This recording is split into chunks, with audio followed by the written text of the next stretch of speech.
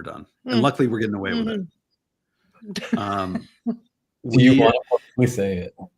We did this deal in the fall and we sold it to a wrap buyer the same day that we closed on the SUBTO. So great, right? We gave him a really reasonable rate. I think it was like 7.5% or something like that. At the time, it was reasonable. And he said, let me pay you half of the down payment now, which luckily covered all of our entry fee into the deal. So I was like, okay, let's finish that sentence. And he said, I'll pay you the other half in 9 months later or 8 months later. And 8 months later is Monday. And so I think he owes us something like $17,800 plus interest on that money. Oh my gosh. So yeah, so we'll get away with that one, I think. But is he going to pay it? Yeah. He reached out to us. He's like, where can I send the money? Oh my God. I was waiting. I thought that was going to go a different direction. I was getting ready to kick Mike in the teeth if it didn't work out. And I'd be like, bro. I want to ask you this because you guys said that you had like a couple months ago, Don's like, I'm over SUBTO deals. Like I only want to do cash because that one that came back on you guys. What made you do the next step where it's like, we're not only wholesaling SUBTO deals, but we're going to wrap them? Is this I'm gonna let Mike coming? I'm gonna let Mike answer that first, and then I'll answer. If I were to place them in order of exit strategy, for let's say I acquire SUBTO, and my exit is either rental, wrap, or wholesale, it would probably be rental, number one, wrap, and then wholesale. And the first two for me, and I'm curious because this is actually going to open up a very interesting conversation, I think the first two I can control. Mm-hmm. The third one is harder for me to control. And if my exit is a wholesale, as we've talked a lot about, we're still in the deal, right? We're still going to get those phone calls at 9 p.m. at night complaining about someone not making a payment or an HOA issue or insurance, and if I have to deal with all of that stuff anyway, I might as well wrap it to somebody and cover as much of my entry fee as possible and even finance potentially the rest with a lender or someone like that. But the cash flow on those wraps is going to be so much more than it is going to be on a rental, probably, unless it's a midterm or pad split or short term or something like that. Yeah, I would agree. I think it's more of the control aspect and I want to make it clear. I meant I never want to wholesale another SUBTO deal if I could help it because of that reason. Not because SUBTOs aren't great, but they're amazing for buyers or wrap buyers. But from our experience, not having that control but still being in the deal is frustrating when you get to a certain point of doing those types of wholesale creative deals, right? Because it's a lot to manage. Even though you have no control over either side with the seller or with the buyer, you're still the one to where you've created the relationship with the seller and you have the relationship with the buyer. So each person is going to want to come to you first instead of talking to each other. I don't know why. It just is what it is and what we've noticed. Even we can have the conversations with both of them like we do. Hey, here's the buyer, here's the seller. Let's have you guys meet and have this understanding of what to expect from each other, how to communicate with each other when things go awry. And then you also have our contact information. And not once did either party connect with each other first when there's a problem. They always go to the one they made the relationship with first, which I'm okay with if we can solve it quickly. It's just those that tend to get a little awry and a little heated because someone's freaking out. That's where it for me, it hits me really hard emotionally because I want this to be a positive thing, not a negative thing. We're here to solve the problem, not create more. So to Mike's point is on this particular one, I think we just wanted to try it, and we knew that rentals wouldn't be great in that area. We probably would have been -250. Yeah. So it was a really nice house, but we weren't going to be able to get what we needed out of it, and we're going to be bleeding some money. And then he had someone reach out to him because they liked the house, and were they moving there? I think his family was moving there from out of the country, and they just needed a bigger house. But what was interesting about this one is that I think I got a phone call from someone on our team right before we were about to close on it, and they said someone else is trying to sell your deal. Yeah. It's like, what the hell is going on? It was one of those situations where a wholesaler saw a deal that they thought they could find a buyer for, and then without our permission, just started to market it to somebody. So 2 deals like that right now. I just right before the live, I texted somebody, "Hey, are you in bed with this guy? Because he keeps freaking mailing our deals out. What's going on?" I have a question. Yeah. Because I wholesale SUBTO deals. And I know that's your guys' last option. And I saw Myron like shake his head like yes when you're like, they'll go to the connector every single time. So do you guys, because when I wholesale SUBTO deals, I'm like, I'm vetting you guys within an inch of your life. Like, you're only going to be SUBTO people. I was talking to Melissa Palmer yesterday, and I'm like, can I send you people that I don't know, like, for them to pay to do a credit check? Because I am so scared of that coming back. That's my first question is, did you vet well? And then 2 is my other question is, I'm thinking of doing something. I always make sure that the buyer and seller meet before anything's done. The vibes are good. Everybody knows how to talk to each other. And I'm thinking about like getting a document that's like a hold harmless thing written up, being like, I'm just a connector here. This is your guys' deal. If you have any questions, like, this is not when the paper is signed and it's assigned to you, not that I wouldn't do it, but do you feel like those 2 things would have helped hindsight on that deals that are coming back to you guys? Because nothing's come back to me yet. So I have not had a situation yet like this. 100%.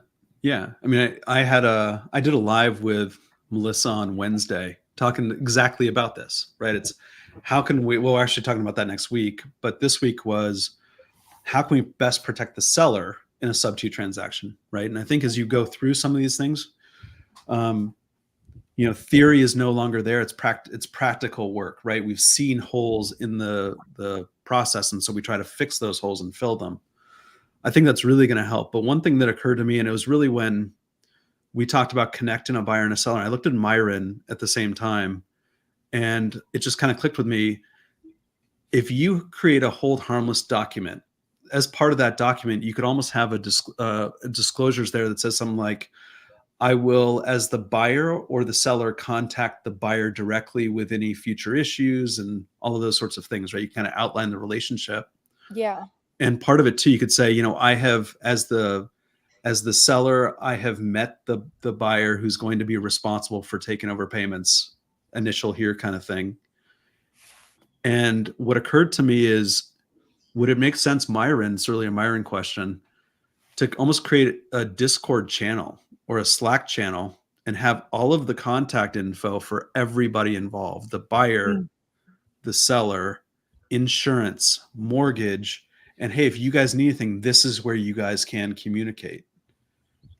So maybe that relieves any sort of intervention necessary by the wholesaler.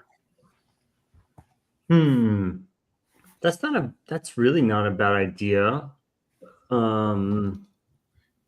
So if you'd have a free Slack, I think it only holds data up to like 30 or 60 days max. But if you want to pay for Slack and have all these people in your Slack, then that's like $9 a person. So that's going to get pretty expensive. So the free way would just be email. Maybe Slack, but yeah. Why wouldn't you just be like, here's everybody's contact information at the end, like when you sign the documents, like, buyer, here's your text, your forwarding email address, your email, your phone number. Maybe I'm just naive on this because nothing's ever come back to me, but so you're completely right. And most of our transactions have gone really well. Like, there's only been 2, 3. I think it's only been 3 at max. But what we realized, and this was early on, and we had a lot happening all at once, and we were doing things how we were taught and what we know, and then what our TCs were helping us with and trying to organize all of that, which was great, which they did. They got all the contact information for both the seller and the buyer and put them together into a utility sheet and then made sure that they had all of that and then connected them. We got better at doing those communications, right? Having them directly meet or have a Zoom or have a phone call where all of us are on the same phone call introducing each other. Mhm. And then, as the process went along, we realized, okay, we need to add this. Okay, we need to add this. But we wouldn't have known that until other problems started popping up. Mhm. And a lot of times what was coming up it was more emotional. Like one was where a seller got nervous because a payment wasn't made directly on the first, right? And so they freaked out because they thought they were being scammed, which they'd already met everybody, but that still is what happens in their mind because they're still unsure, right? And then when something's not paid on time, they worry. So I get it. It was more of an emotional reaction on every single time those people came back to us. And so their comfort is to come to the person they know best, not the person they just met. So I don't know that we'll ever get past that. We could even have the, hold harmless thing, but still, no matter what, they're probably going to want to come back to you anyways, just to initiate a conversation. And that's all they really wanted was the initiation because they didn't know how to approach it or maybe what to say or what to ask. And so that's where this back and forth started happening, which I am perfectly okay with doing. It's the lingering stuff or when they get really upset and they take it out on us when we're not the ones they should be taking it out on. They should be taking it out with the buyer. And so, yeah.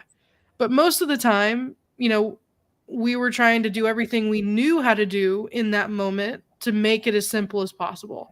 Can it be better? Always. We can always find ways to improve that and make the process a little bit more simple and make communication better. But things pop up and you learn from them. There's things that we just did not anticipate happening that we now know we need to anticipate just in case. And when I say that nothing's come back to me, I just want to clarify, like, I haven't done 56 deals in a month like you guys. Oh my so God. I haven't had the opportunity. You guys have had more volume than me. So I want to clarify. I didn't mean like I do everything right. No, I think it was a really good you guys have you guys have higher volume. So well, look, this is the problem though. And I think that it's something that you don't really understand until you do deals, right? It's sort of like people who want to get into wholesale SUBTO, they think, okay, cool. It's just like cash. I'm going to get it under contract. I'm going to wholesale it to somebody. That person's going to pay me 10 grand and I'm out of it. I'm going to wash my hands with it. Right. But SUBTO and creative finance assignments are not nearly comparable to cash assignments. Mhm. Right? Nor is any creative deal equal to another creative deal.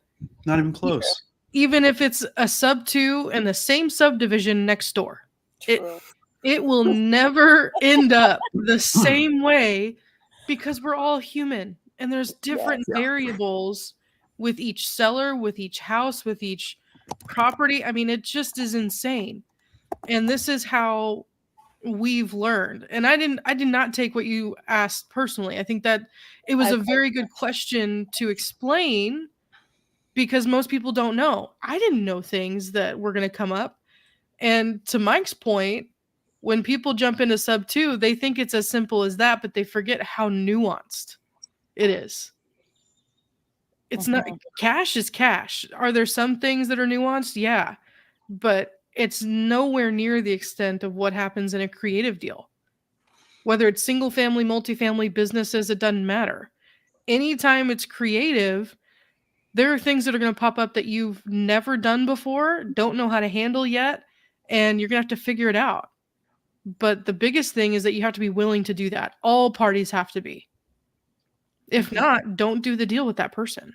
And I think that people get dollar signs in their eyes, right? I'm going to assign a deal. Creative is the new cool thing. Pace does it, so I'm going to do it too. And the reality is that and I don't know if you guys are seeing this. Don and I have definitely seen it, where we're not making nearly as much on a creative assignment or a sub 2 assignment as we are on a cash assignment. And, is the juice worth the squeeze, knowing what to expect in the future, right? And knowing we don't have control of the property. Mm-hmm. Exactly. And a lot of people will say, okay, I'm going to wholesale this deal. It's their first one. Here, you buy it. If you don't make payments, it's not on me, right? Yeah. They don't care about, they don't really care about the seller's position as much as they care about that $10,000 in their bank account. And, if I could give those new wholesalers any advice, it's understand what happens post-close before you choose your buyer. Because if you're not properly vetting your buyer, like Carly, you are, and Don and I are, and all of us here, Myron and Jose are, something bad is more than likely going to happen. And it'd be tough to sleep, I think, at night knowing that I mean, we sold a deal to somebody. We assigned a deal to somebody, and the seller wouldn't allow the buyer access to the mortgage portal for 7 months. Then what? And guess how many payments were made during that time? None. Zero. Because they couldn't, they tried to call in. I think they even tried to mail a check. But they wouldn't accept it because it wasn't from the seller. Yeah. Or the borrower in that case. So, and I think the seller was out of the country for 2 months or 3 months, so it was hard to get a hold of them. And then they didn't know and understand how to fix it or what we needed to know, and it became so difficult. And it's like, this is what we need to cover. Like now we need to be like, okay, the what if cases, let's go down that line. Are you going to plan to be out of the country at any point? Are you going to give us any issues if the mortgage is sold? Are you going to let us know if the mortgage gets sold and you get any communication? Like all of these different things now go into that what if kind of questionnaire, and how we need to vet the sellers to anticipate things like this that we had no idea was going to happen. Mm-hmm. I mean, who would think that a seller that's going to go out of town for a couple months all of a sudden is like, nah, you guys figure it out. Like, this is your credit, by the way, and we're trying to solve the problem. We're trying to make payments any which way that we can, but you're just, no, I'm good. Like, and then now they're kind of upset that things weren't getting paid. I'm like, what do you expect the buyers to do? How do you expect them to make a payment that they can't get access to make? The TC shouldn't have allowed that to close. That's what my question was. Yeah. That's the other point about the TC that I was just thinking about is, and Carly, I think, did we talk about this separately? I feel like we did, but it's the idea of closing. Oh, it was one of your lives, I think. I think closing a sub-2 creative transaction with an experienced TC who knows what to expect and how to handle it is so incredibly important and underappreciated in a lot of ways, right? There are these people who are, trained as creative closers or creative TCs, but do they have the experience? And what Don and I have realized, I'm sure each one of you has as well, is every single transaction has its own issues unique to that transaction. And so you need someone who is experienced with the knowledge, or at least access to that knowledge, to close those transactions, not just to protect you as the wholesaler or the buyer, but also the seller, like in this situation, right? It's doing a disservice to the seller if the buyer cannot get access to the mortgage portal. Plain and simple. Yep. Yeah. Hey guys, I So gotta jump on another meeting. I'll keep it running, but I gotta jump off. It'll probably be like 15 minutes. Okay. Okie dokie. All right, bye. I got to jump off it too. But so my question for you guys is, what would you do different? Knowing you've learned a lot, because you wouldn't have known that stuff had it not happened. And you've learned a lot, but you still would do sub-2 a wholesale deal last before a wrap. I would do, yeah. So I'd wholesale it last, if those were my three options. But the first two present their own challenges, right? If I want to buy a rental, I need to have some money to close on that transaction. The same thing with a wrap, unless somehow you're able to find a wrap buyer who is going to close the same day that you're closing on your sub-2 deal and brings enough funds to cover your entire entry fee, which is like the unicorn, right? It's like the perfect scenario. I've had that happen a couple times, which is amazing. But one thing that we're really taking into account, I talked to Melissa Palmer about, is making sure that the deal is structured correctly to best protect the seller. I can kind of go into that here in a little bit. But then secondly, it's how can I best protect the seller by picking the right buyer? And going to someone like Mel Palmer, who can potentially underwrite a buyer for you, or even like an RMLO or someone like that. I mean, why not implement something like that where that person's not necessarily checking their credit, but they're checking their income to make sure that they can afford it. And maybe they're pulling credit reports just to see what debts they do have, and then compare that to income and just make sure that there's going to be enough money at the end of the day to pay it. I don't know. I mean, I think that it's a really important and sensitive time in the transaction to find a buyer who you can trust more than likely is going to make the payment. You have to let that trust go, right? It's like, okay, we've done our best, but do your best. That's the thing. Yeah. I think when it comes to where we are now and looking at creative deals, we didn't buy, but I think, we bought like 3 that we didn't want to buy, and then offloaded 2 of them later. But I think it also depends on the mode that we're in. Carly, is like, are you looking for quick cash, or are you looking to start building your portfolio? True. Do you have money available from PMPs or PMLs, or do you need to build up capital? I think that really depends on where someone is right now. I mean, we could even take into account like Pace. Pace has different waves of buying because he's doing different things at different times in his business. He's always a buyer, but maybe he's pumping the brakes a little bit at certain parts of the year at a certain timing of other things, because maybe he's getting something else that's even bigger than just a single family home, or maybe he's trying to buy a business, or he's trying to give himself a little bit of a break so that he can build more capital in other ways. So I really think for me, when I look at it, is like, okay, do we have the capacity right now to buy this? Do we have the capital? And is it somewhere that we want to actually hold it?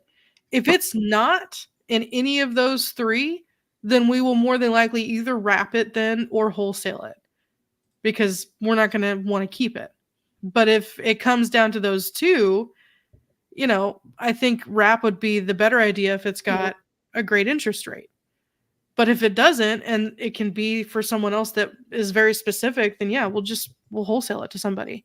It's not that we're going to stop wholesaling creative deals, but we're going to put that as like our third option, depending on what we're doing in our business at that time.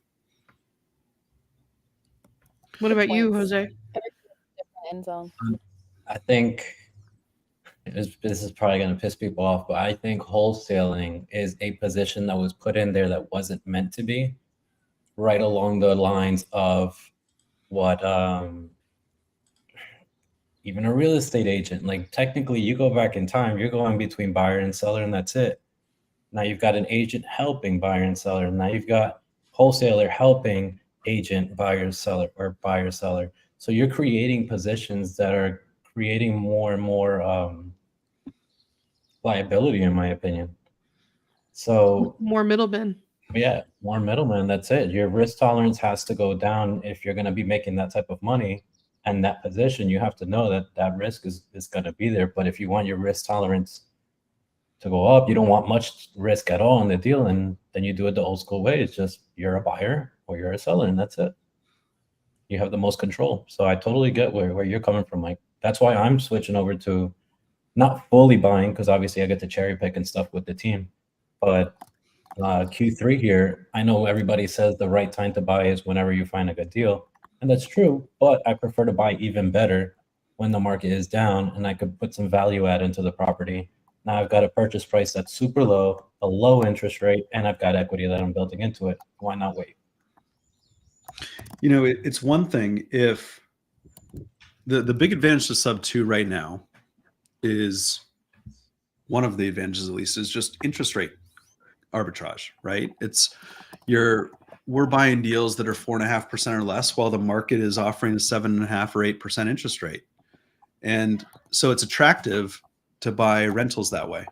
And if you are trying to build up wealth through real estate, it's a great time to buy sub 2 deals, but you have to be well capitalized to do it, right? You have to understand that very few deals are going to cash flow right now. And there are other advantages to buying rentals. And I think that people really have to identify what their strategy is and think through all of the elements to it, just to make sure that they are in a position to move forward with their desired exit strategy. And I would much rather, to Don's point earlier, and what we've talked about a lot lately, is I would much rather cherry pick like you, Jose. And if I do have buyers in other markets who are looking to preferably long-term rent properties who are well capitalized, that's my perfect buyer, or someone who's going to live there who can afford it, right? I'd rather not sell it to someone who's going to wrap it, or someone who's going to be a landlord and not well capitalized, because the reality is that unless they've done it before, kind of like Kyle Gate in a lot of ways, if you buy deals that are intended to be wrapped and they take forever to sell, you're screwed, unless you're really well capitalized, or unless you have funding partners who are well capitalized. And so, I love sub 2. My biggest concern is that because of some knuckleheads who are just trying to make that $10,000 assignment fee, that things are going to be done incorrectly. I mean, just think about Carly and the situation where she has people coming to her that say, "Hey, I locked up my first sub 2 contract," and you're like, "Oh, how did you do that?" I'm like, you're giving us a bad name. I know. I'm so careful on if I'm wholesale. I'll say no to things before it gives me a bad name or sub 2 a bad name. Oh, yeah. Why don't we, kind of like to what Melissa does, why don't we start to form our own proprietary group of buyers who we know are good buyers? Yeah. Well capitalized. Instead of a blacklist, a green list, something like that. Yes. A green list. We've done the research. We've checked. We've run them through whatever process we need to run them through to do that. We can figure that out later behind the scenes, guys. But, if we have a green list of people we know exactly where they're buying, what we can do now is offer that sort of agency service without, I know that there's legalities there, Jose, but, how can we bring buyers to other people who are in the sub 2 community and people who are going to perform? And if we can control that, we control a lot of the market, right? We can control, first of all, how the acquisition is structured, then secondarily, the buyer who is more than likely going to pay. Yep. I'll cut you guys in on a deal if you guys can find me buyers for these 2 sub 2 deals I have that are legit. Where are they at? One's in Fayetteville, North Carolina. One is in Evans, Colorado. Fayetteville. Yeah, send the details. What's the North Carolina one look like? Yes, put it in the group chat. Yeah, for sure. I'll send that to you guys. And then I might have one in Flagstaff, Arizona. It would be an ovation at the end of today. Fingers crossed. It's kind of sad that Myron wasn't here to benefit from our new business model, because I don't know. He's cut off. He's cut off. Or is this like one of those situations where it's done on his StreamYard, so he has to get control on it? Yep. He's already called dibs. Is essentially it's his live. So that's right. That's right. But it's controlling those things that I think is really really important. And this craze of creative, I think, is awesome. I think it's freaking awesome. And I also think that there need to be guardrails put on it for a lot of people, us included, right? I mean, we have to be doing it correctly. And sometimes the reality is that when we get busy, sometimes things get a little bit laxed. Even though we don't try to do that, it's just going through the motions a lot of times, and you forget certain things. unless you have someone diligently checking on you. Like, oh man, I totally forgot to do that. But it's one of those things where if we don't create that kind of environment, which SUBTO has for the most part, but at the same time, there also needs to be another level of protection and communication and awareness and just having these open types of discussions of, hey, we're not vetting you because we think you're a terrible person. We're just trying to figure out who you are as a buyer and match you with the right property, right? Like, I only want to sell SUBTO deals or creative deals to people in SUBTO. I don't think I sold one to anyone outside of SUBTO at all. And I make that a conscious choice because things go wrong. Things go wrong, whether they unintentionally mean for it to go wrong or it's things that are unexpected, or you find out that maybe people don't have the best of integrity because they're, things happen, they're human. But I never want to work with some people that are consistently doing those things that aren't willing to take feedback or criticism or, hey, let's work on this. Let's try this option. Hey, instead of you doing it this way, why don't we change your approach a little bit? Because it makes the whole transaction that much more efficient. Or and stable. earning the right to buy it. That's Yes. that's part of the thing too, is that what we are providing is a resource, something that is not available to the general public for the most part, right? We are providing them with a house that may or may not have equity, but the real value is in the mortgage that's attached to it. So it's a special thing. It's like a golden ticket, I feel like, right? And so those people who earn those golden tickets should earn them. They should be valuable people to us, but also they need to be able to ensure and prove to us that they're going to be responsible buyers. And so it's almost goldenticketrealestate.com. Hurry up and go buy that before someone else does. Ready? Seriously, Golden I'm gonna ticket go buy it sub-twos. if you guys don't for us. You think I golden love that ticket because- real estate's not available? That's nothing was sold like right when GoDaddy came out.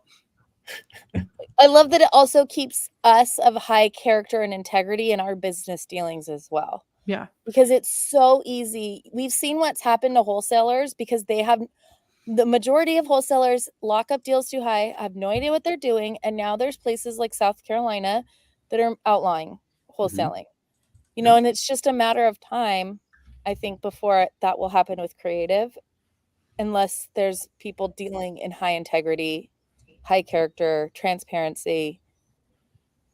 Yeah. And, I know the question that's going to come up from people is be like, well, you're in SUBTO. Isn't that vetting enough? No, it's never vetting enough because even though I'm selling deals to everybody that's in SUBTO, I still vet those people to figure out, hey, how many deals have you done? Where have you done those deals? What's the biggest story you have or the craziest story that you have about a transaction you've done? Like just getting to know them a little bit better, because I may have a deal and that is a long-term rental, but they're looking for X amount of cash flow. And I know that doesn't fit this buyer, but they're like, no, I want this deal. I want this deal. Well, why do you want this deal if it doesn't fit your buy box? Oh, because the interest rate. I'm like, yeah, but you have a bunch of other interest rates in here that you could go find that actually do cash flow. Why this deal? And it's when you ask the deeper questions is when you start to understand how this buyer thinks. So don't take it personally when people do vet you even further. It's not, to put a scarlet letter on your shirt. It's just to figure out what it is that matches you best. That's all. So we have to keep going levels deeper and deeper and deeper so that everyone is happy in a transaction. So how are you guys vetting other SUBTO people? Because I have a SUBTO group that is looking at this house I have, but I don't know them. I talked to Melissa Palmer and I'm like, can I just send people to you for them to pay to vet you? And she's like, I don't know. It might be like overkill doing it what I do, but I can always pull their credit. Like, how are you guys? What is the next steps you guys are taking to vet SUBTO buyers to make sure that that you don't necessarily know? It's a work in progress. Yeah. Schedule of REO. What do you have? And show me your lease agreements. If you got multiple properties and the properties are leased out, cool. Show me your HUDs, right? Like, because if someone asked me for my HUDs, I'd be like, okay, sure. Well, that's But the thing. I thought so too, that HUDs were good, but what if these properties are not being paid for and that the leases aren't good? So that's why I ask for lease agreements, and then I go and look on the market and see, oh, okay, this property's got this so-and-so lien on it. Well, maybe that deal didn't work out great. Yes, they closed on it, but what's the lease agreement look like? Yeah. And also maybe a current mortgage statement for each property. Yes. Right? Is it up to date? Yeah. Credit's not always a good indicator. I know it's not. No. Running that might not be the best. No. It's terrible. So if you can show me deals that you've purchased, if you can show me that the mortgages are up to date, and realistically, I'd probably want to see revenue coming in because the worst case scenario is going to happen at some point, right? If you have 10 properties that are rentals, 3 of those are going to be vacant at some point, and you're going to have to be responsible for paying the mortgages. Can you afford that? Right. And so maybe creating some sort of like an algorithm, like a vacancy algorithm. If this happens, could you afford it based on the money that you have coming in otherwise? I don't know if that's overkill, but Proof I would of funds, yeah. It's not from Abraham. Not from Abraham, no. Can you create a proof of funds in I've actually asked Jose that De Leon LLC, too. please? I'm like, can you give me a real proof of funds that you did not go talk to Abraham about? I think he stopped doing those anyways, but. And another thing that I do is I'll ask for references for people they've done deals with. Yeah, that's good. And if I really want to be a sleuth, then I'll search their name in the Facebook group and see what things they post or what deals they've done, or like the things like, oh, I just bought my first SUBTO, or hey, I just bought this property here. When people ask questions, it's just getting a vibe for who they are. So I dive a little deeper if I don't already know them, and even if I do, then I'll ask them, hey, why do you want to buy a property here when you only buy on the East Coast? This is in Texas. Is this your first property in Texas? Like, oh yeah. I'm like, are you sure you want to buy over here? We have 4 feet of hail. So it's just kind of figuring out what seems small are actually really big indicators of what this buyer is about. And you never want to match them with a property that doesn't fit. Yeah. Because then who are they going to blame? They're not going to blame themselves. Lori brought up a good point in the chat where she said, check the equity on the properties that they do own. And that's so great. And that goes along with, like, what type of properties do you buy? So if we're wholesaling a $600,000-$700,000 house and they all have condos, nothing's over $200,000, what do you think is going to happen? Yeah.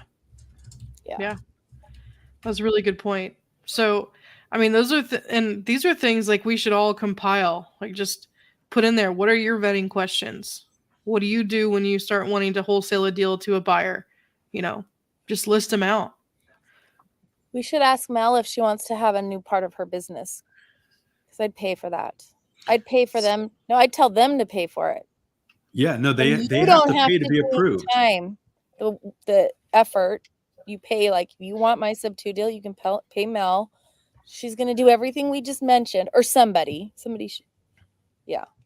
And it's almost like a Facebook of buyers. Like, you get into a Facebook, and then when you've been verified, you get the special blue check, something like that. And then it kind of lists out deals that you've done, like just list out address by address. You get into a special Discord or something like that where deals are posted there if you've been approved, something like that. We should just call it the Promised Land. Oh my God. Guys, we need to make this happen. They have to pay to get in there and pay to get vetted. Well, this is honestly why I reached out to Mel in the first place. It was post-summit. And I said, look, this is my biggest issue right now.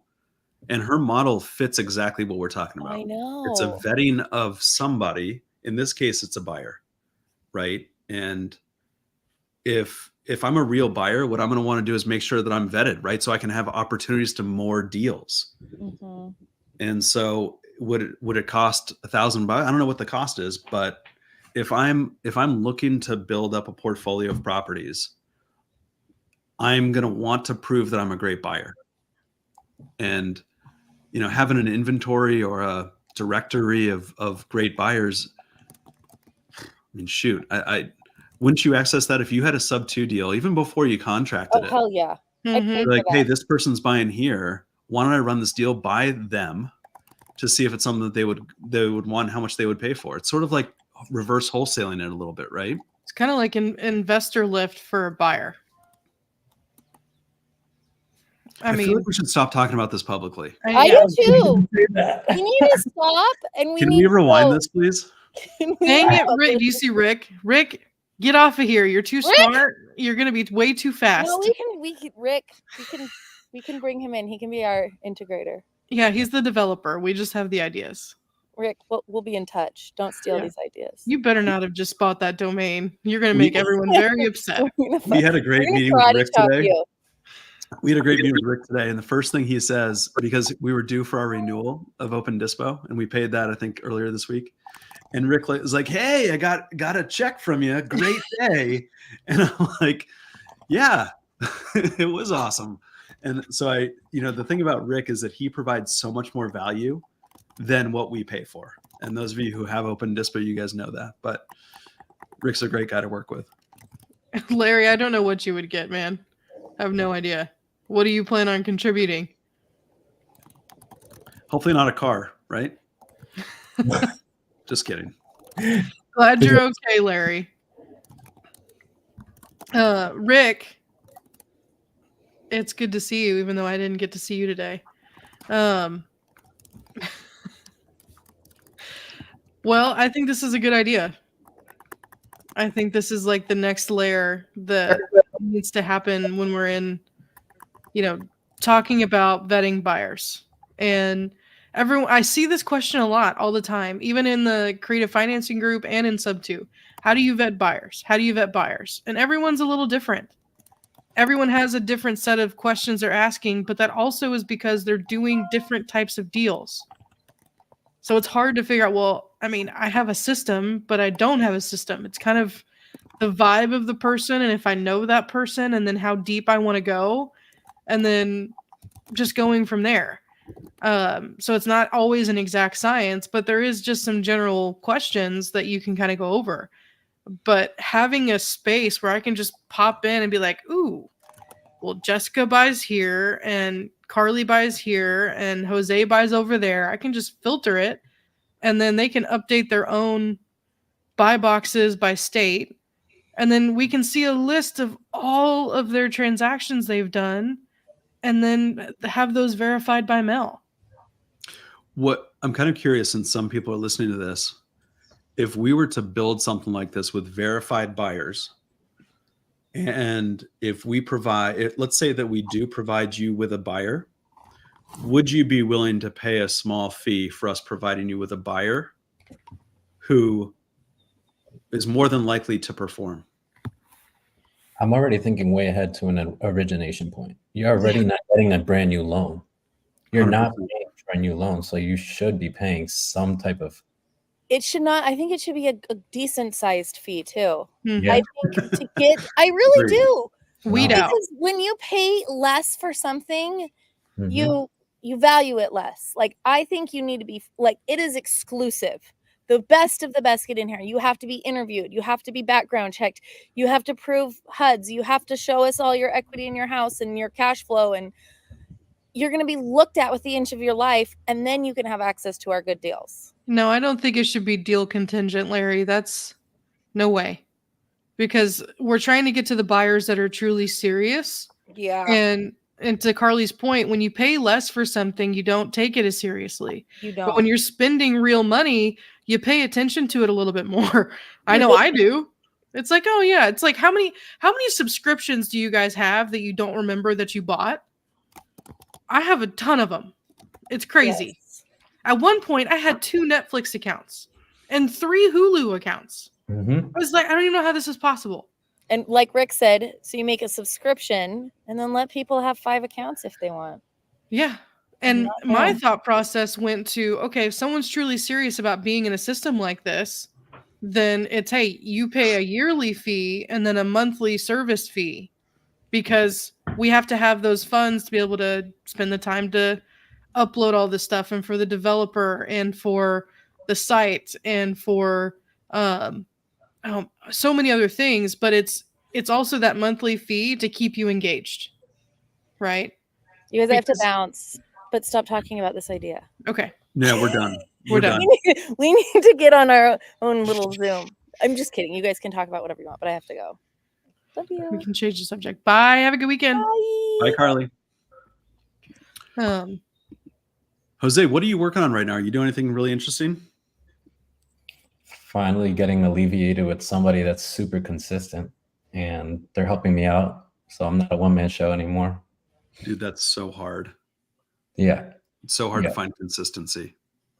And you always hear people talk about other people, and just like, you have to trust your own gut and go with that, because word of mouth is only so much. And then like what you see and what you truly feel from a relationship should not be based on somebody else's opinion. So I'm giving a younger guy a really good shot, and people are very surprised that I'm giving this younger guy a shot, but I see a huge potential in him.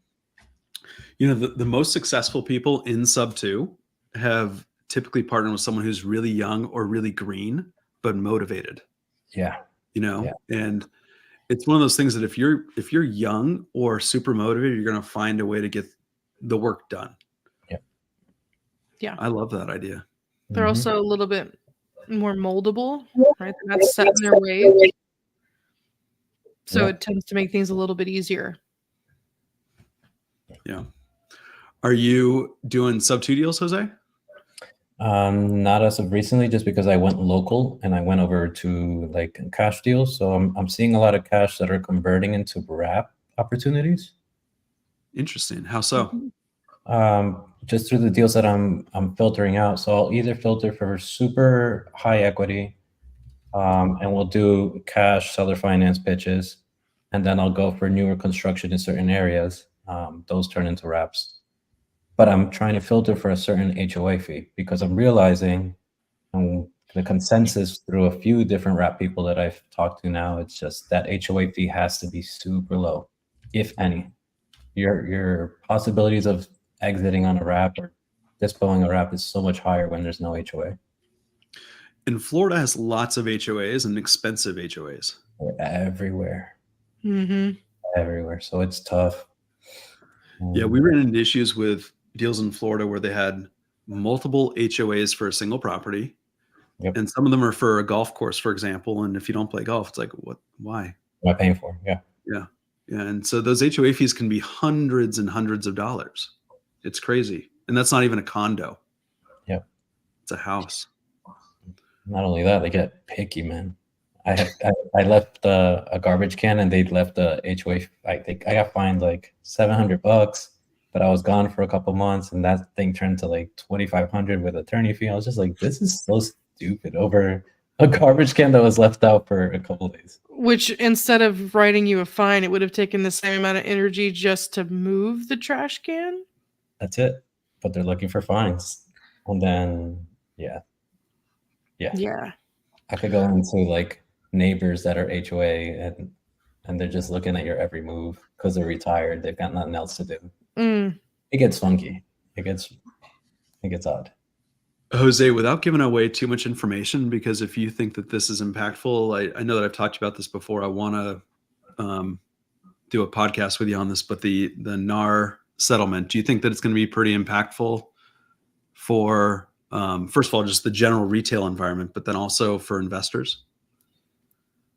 For investors, it's going to work out much better than the retail environment, in my opinion. I know a lot of people in the real estate industry are saying, well, we'll find a way around it. But I'm seeing certain, like, yes, you'll find a way around it, but there's certain loans that won't let you find a way around it.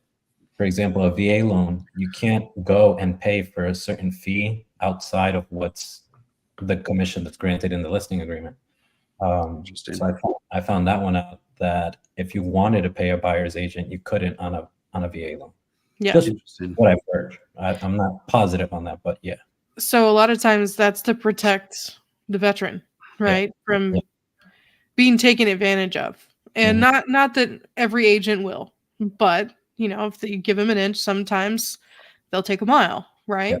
Yep. And so that kind of was the situation with my parents when they built this house. Luckily, they built the house and it was fine. But what the builders didn't like was that we were going to have our own inspector our own VA inspector come out and check the house on top of the regular building inspector. There's two. Yep. Yep. So the building inspector came out and was like, oh, yeah, everything looks great. The VA inspector was like red tagging everything. They're like, nope, nope, nope, nope. That's wrong. This is wrong. You need to fix it. And they were only a couple weeks away from closing. New construction, you said, right? New construction. Yeah. But even on buying new homes or older homes, they'll do the same thing. Yep. Hey guys, I got to run. Yeah. Have a good weekend, guys. Jose, it's great to see you. You too, man. You too. See you guys later. Bye. Yeah, these new construction properties, even some builders were rejecting home inspections.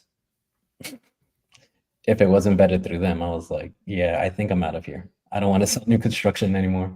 No. So, I mean, there's nothing wrong with doing two different inspectors, in my opinion. Look, if you want me to use yours, great. I'll use yours, but I'm also going to use mine. as the builder, it gets expensive.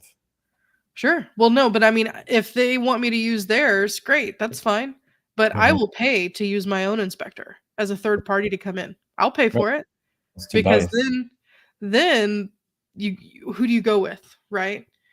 And more than likely, the person buying the home is going to be like, well, I'm going to go with my guy.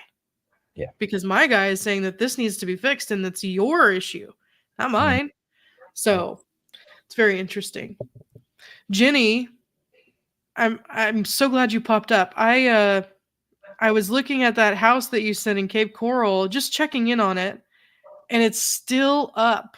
I could not believe it. I was like, this thing still hasn't sold.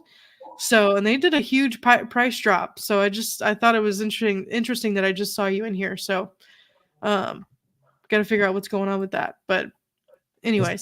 Isn't that crazy, the amount of price drops they'll go through before letting someone take over their loan? Yeah. Like they'll get rid of 80 grand, 100 grand of equity just to get rid of the loan. Yep. Well, what do you have going on this weekend? This weekend, today, actually right now, we should have our mobile home flip up on the market. So that's going to be feeding my Q3 buys. So I'm excited for this one to sell. How much did you put into the repairs? I put like 15,000. Was that enough to do the full? It wasn't that bad. It was just a tenant that left, and we had to finish cleaning it up. Oh, okay. To put it on the market. Yeah, we bought that in like 2012, 2015, something like that. What's the spread on it? Full. Got it paid off. Oh, shit. Yeah. Oh, God. Yeah, it was one of those really, really bad looking deals back in like 2010, 2012, where you think like because a property is going for 20, 30 grand, 40 grand, you're like, I shouldn't touch this thing. Mm-hmm. Well, we picked up two of them, and now they're worth $250,000. Yeah. Oh my God. Are they on individual lots or are they in a park? Individual lots and not renting them. Yeah, we own the lot too. It's part of the mobile home. So it's a badass sale. So we're getting it at the top of the market now because I don't think we could get as much as we are now next year. So no, but I mean, still, it's $500,000 mil with a trailer, a mobile home on it. Yeah, 250. We'll be putting it up this weekend. I was like, when you said you were going to use it to fund your Q3, I'm like, what? But now that I know that you've owned it this long, yeah, that makes sense. Yeah. So, yep, gonna sell these two and just take a little bit of a break this summer. I'm taking my mom, dad, sister, and my daughter to Italy, end of June, and then I'm gonna stay out there for a little bit. My daughter's gonna come back with my mom, and then I'm gonna meet her over at community camp. Are you going to community camp? Yeah. How'd you get a ticket? I don't know. Oh, I'll tell you. Yeah. You should tell me. Well, I guess everybody else has hopped off. Yeah. Getting ready to go enjoy the weekend. What do you got going on? My best friend's husband, which I could call him my best friend now. He's my best friend. He passed the test. It's his birthday today, so we're gonna go have dinner with him, and then other than that, I might go back up to Oklahoma to help my sister move into her new house. Be safe out there. Yeah. I will do my best. I wish you the best. All right, man. Enjoy the weekend. I'll see you later. All right. Take care. Bye, everybody. Bye.